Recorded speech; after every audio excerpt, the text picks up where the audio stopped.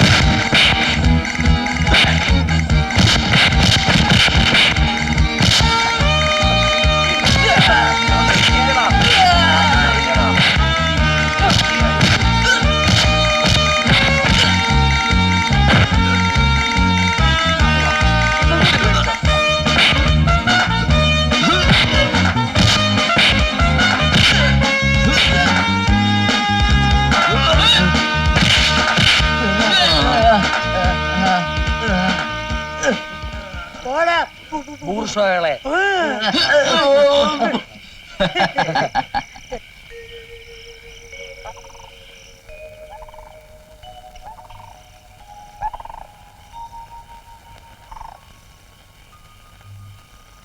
അമ്മു,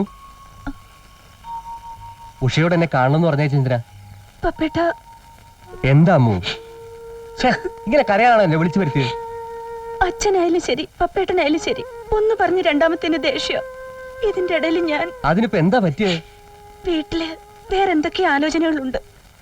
ഞാൻ എന്താ ചെയ്യേണ്ടത്? ഞാൻ ആരെ വെറുക്കേണ്ടത്? പപ്പേട്ടന് അച്ഛനോടൊന്ന് വന്ന് ചോദിച്ചൂടെ? ചോദിച്ചു വെറുതെ നാണങ്ങട വയ്യ അമ്മു. ഒന്ന് തോറ്റു കൊടുത്തൂടെ പപ്പേട്ട, നമുക്ക് വേണ്ടി? ശരി, ഞാൻ അമ്മാവനോട് സംസാരിക്കാം. പക്ഷേ സമ്മതിച്ചില്ലെങ്കിൽ ഞാൻ നിന്നെ വന്ന് വിളിക്കും. നീ എന്റെ കൂടെ ഇറങ്ങിപ്പോരണം. വരില്ലേ? നീ വരില്ലേ അമ്മു? എടി അമ്മോ, വഴിനിലുള്ള കളിയും ചിരിയൊന്നും നിന്നോട് വേണ്ടെന്ന് പറഞ്ഞിട്ടില്ലടി. അതിനെങ്ങനെയാ? അവൻ പെണ്ണിന്റെ പറയുന്ന മാറിയിട്ട് വേണ്ടേ? വാല് പോലെ ചുറ്റി നടക്കല്ലേ? തുറച്ചു നോക്കാതട നീ. വടി കുത്തി പിടിച്ച് നടക്കുന്ന നിന്റെ മുത്തശ്ശ നോക്കിട്ട് ഞാൻ വരച്ചിട്ടില്ല. പിന്നെ കാന്താരിയോളം പോന്ന നീ പോടാ അവിടുന്ന്.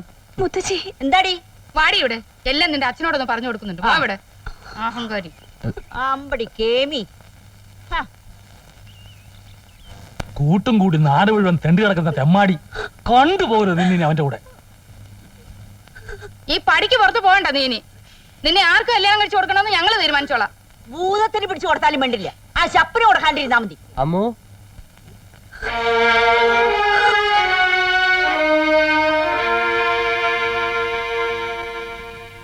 ആ നിനക്കെന്താ വേണ്ടത്? അമ്മാവ കഴിഞ്ഞതൊക്കെ ആ മറക്കണം. മറന്നിട്ടെ. എന്റെ അമ്മൂന്റെ ആ കാര്യം വേണ്ട വേണ്ട, അങ്ങനെ ചേർത്തൊന്നും പറയണ്ട. നീ വേറെ, അമ്മു വേറെ. അമ്മൂനെ എനിക്ക് ഇഷ്ടമാണ്. അമ്മു ഇല്ലാതെ നിനക്ക് ജീവിക്കാൻ പറ്റുകയില്ലെന്ന്. എന്നാൽ അമ്മുവിനത് പറ്റും. കാരണം അവള് നിന്നെ പോലെ ചൊല്ലും വിളിയില്ലാതെ വളർന്നവളല്ല. അമ്മു എന്റെ പെണ്ണാണ്.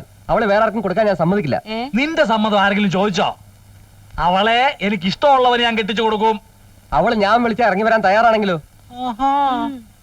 എന്നാ ഒന്ന് വിളിച്ചു നോക്ക്. വിളിച്ചു നോക്കടാ. അമ്മു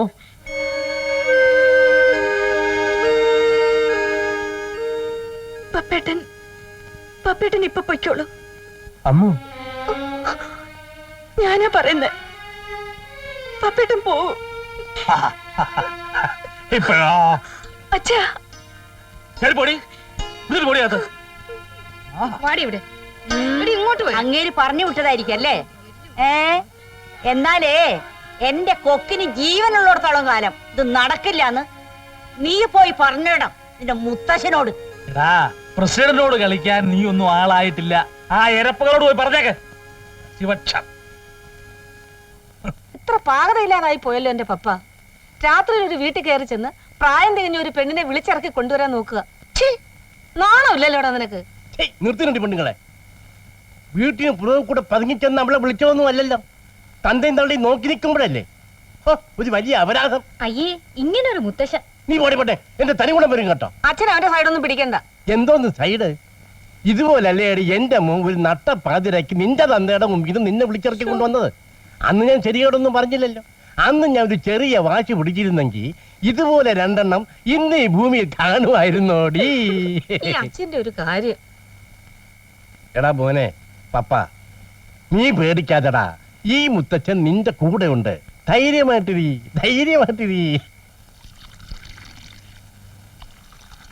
ഉഷയ്ക്ക് ഇങ്ങനെ ഒരു അനുഭവം വന്നാ നാത്തൂന് തെണ്ണം സഹിക്കൂ? പ്രായമായ പെണ്ണല്ലേ അവള്. പറയുന്നതൊന്നും അനുസരിക്കാതെ അണിഞ്ഞൊരുങ്ങി നടക്കുന്ന കണ്ടപ്പോ അച്ഛനങ്ങ് ദേഷ്യം വന്നു. പ്രസിഡന്റിന്റെ സ്വഭാവമല്ലേ. പിന്നെ അവൻ വന്ന് ചോദിച്ച രീതിയും പിടിച്ചില്ല. അമ്മുന്റെയും പപ്പന്റെയും മനസ്സ് നമുക്കറിയാവുന്നതല്ലേ ചന്ദ്രമതി. നമ്മുടെ കൺമുമ്പിലല്ലേ അവര് കണ്ടതും വളർന്നതും ഒക്കെ. നമ്മള് പെണ്ണുങ്ങൾ ഓരോന്ന് അറിഞ്ഞിട്ടും മനസ്സിരുത്തിയിട്ടും എന്താ കാര്യം നാത്തൂനെ? എല്ലാം അവിടെയല്ലേ തീരുമാനം. തള്ള ചൊല്ലാവാവല് തലകിഴുക്കാൻ പാട്. ഇവിടെ ഒരുത്തരുള്ളത് അമ്മാവൻ തന്തയാണെന്ന് പറഞ്ഞു കൊടുക്കാറുന്നില്ലേ നിനക്ക് അവനോട്? അച്ഛന്റെ മുഖം പോലും കാണാതെ വളർന്നതല്ലേ ഏട്ടാ.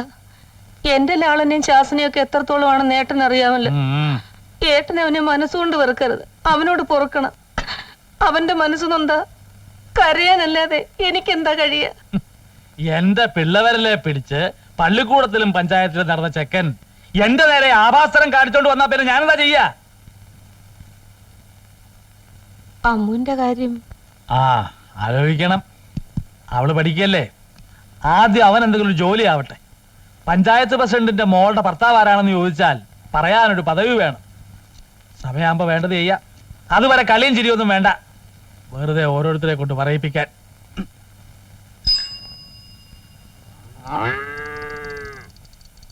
പപ്പ എവിടൊക്കെ തപ്പി നിന്നെ? നീ നാളെ പോവാ? അതെ, രാവിലെ. നാളപ്പം പറഞ്ഞാ ഞാൻ വിവരം അറിഞ്ഞത്. ആരാടാ പപ്പ ഈ സബ് ഇൻസ്പെക്ടർ? തോമസിന്റെ കാര്യം ഞാൻ നിന്നോട് പറഞ്ഞിട്ടില്ല അല്ലേ? ഹോസ്റ്റലില് ഞങ്ങൾ ഒരുമിച്ചായിരുന്നു. അയാൾ വിചാരിച്ചാ ജോലി കിട്ടുമോ? എന്റെ കാര്യങ്ങൾ മുഴുവൻ അറിയുന്നവനാ. അവൻ ശ്രമിച്ചാൽ പട്ടണത്തിൽ എനിക്കൊരു ജോലി കിട്ടാൻ ബുദ്ധിമുട്ടുണ്ടാവില്ല. ഒരുപാട് നാളായി ചെല്ലാൻ പറഞ്ഞ് കത്തയക്കുന്നു. പപ്പം പോയാ പിന്നെ ഞങ്ങളുടെ കാര്യമൊക്കെ അവതാളത്തിലാവും. അതെന്താ? നിന്റെ ബലത്തിലല്ലേ ഞങ്ങൾ ഇവിടെ ഈ കളിയൊക്കെ കളിക്കുന്നത്. നീ ഇല്ലെങ്കിൽ പ്രസിഡന്റ് ഞങ്ങളായിട്ട് വട്ട് കെട്ടും. പാവം ആ അമ്മൂന്റെ കാര്യവും കഷ്ടത്തിലാവും. എല്ലാം എനിക്കറിയാൻ പാല. ഒരു പദവി ഇല്ലാത്തല്ലേ പപ്പന്റെ കുറവ്. ഞാൻ വരും എല്ലാ കണക്കുകളും തീർക്കാൻ. നീ ധൈര്യമായിട്ട് പോ. എല്ലാം നേരെ ആവുമെന്ന് നമുക്ക് കലക്കാവടാ. ഈശ്വരാ, സമയം പോയി. എവിടേക്ക് എത്ര ധൃതിയില്? UDC ഓഫീസിൽ നിന്ന് ഇറങ്ങാറായി. വേഗം പോട്ടെ, ഇല്ലെങ്കിൽ അച്ഛൻ ബസ് സ്റ്റോപ്പ് വരെ അവളുടെ കൂടെ ലൈൻ അടിച്ചോണ്ട് പൊക്കളയും. ഇവന്റെ ഒരു കാര്യം.